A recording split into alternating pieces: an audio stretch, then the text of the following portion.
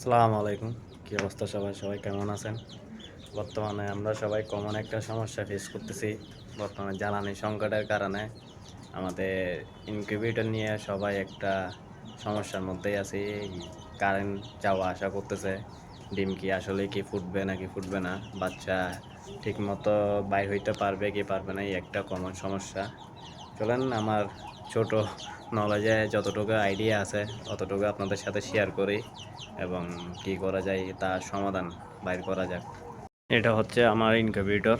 বর্তমানে এখানে তাপমাত্রা হচ্ছে 37.6, 37.7 লাইট অফ হয়ে যায় এবং 37.5 আসলে লাইটটা অন হবে এবং এটা হচ্ছে অতিরিক্ত ওভার হিট হইলে ওই মিটারটাই। আর এখানে হচ্ছে আমার ডিমগুলা বর্তমানে কারেন্ট আছে এবং কারেন্ট যদি চলে যায়, আমরা যদি ইনকিউবেটর না খুলি তাইলে ডিমের কিছু হবে না এবং ব্রণও মারা যাবে না ওইখানে। কারণ অলরেডি 34°C গরম পড়তেছে। আমাদের ডিম ফোটার জন্য পর্যাপ্ত তাপ হচ্ছে 37°C। 34°C এখানে ভিতরের মধ্যে প্রায় আপনার আরও 2-3 এদিক এদিক থাকে।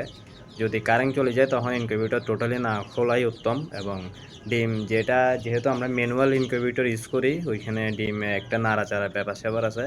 ওইটা যখনই কারেন্ট আসবে তখন দিনের মধ্যে যে কোনো সময় দিনে 3 বার করে যে কোনো সময় 3 বার নাড়াচাড়া করে দিলে হয়ে যায়।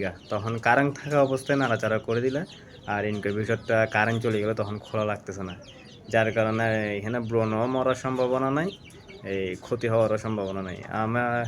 আমি অলরেডি ডিম ফুটাচ্ছি এরকম করে, আর আমি তো এখানে ডিম মাঝে মধ্যে একবারও করে মাঝে মধ্যে 2বারও করে আলহামদুলিল্লাহ ভালোই হ্যাচিং পাচ্ছি।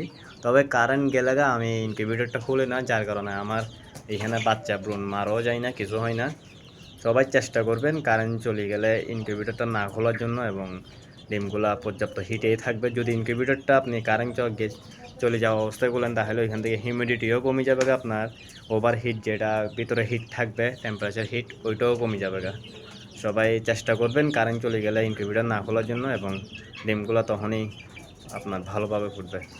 আজকে এতটুকুই, যতটুকু জানি ততটুকু আপনাদেরকে জানানোর চেষ্টা করলাম।